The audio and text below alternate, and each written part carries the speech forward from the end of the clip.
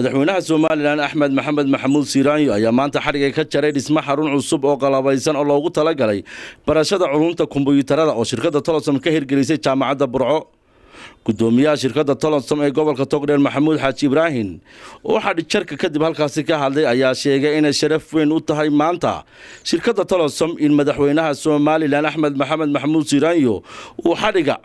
ka jaro dhismahan cusub ee loogu talagalay barashada culumta kombiyuutarada oo ku qalabaysan qalabkii u dambeeyay ee loo isticmaalo culumta kombiyuutarada lana yiraahdo Cisco routers isla markaana maanta laga bilaabo dhismayaashani ka mid noqon doonaan hantida jaamacadda Burco. waxa kale oo gudoomiyaha Telesom Burco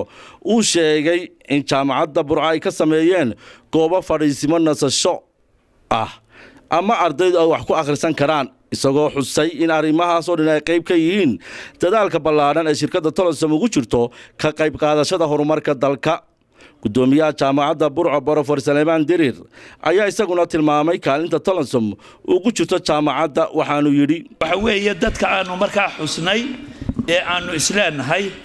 yani maaragtay abaal bay jaamacadda ku leeyihiin oo runtii aan la'aanteed يعني ماركت أنا فرمان وحكمده تلسم لكن ما أنت واحد مدل بدي مشروعي عاد فرتي وحعد عدا أو قلبي أو وحول بود ما يسري شركة اللي يرادو تلسم madaxweynaha Soomaaliland Axmed Maxamed Maxamuud Siiraanyo ayaa shahaado abaal marina oo jaamacaddu siisay shirkadda Telesom halkaasi ku gudoonsiiyay Kays Axmed Digaale Hon Cable TV Burco.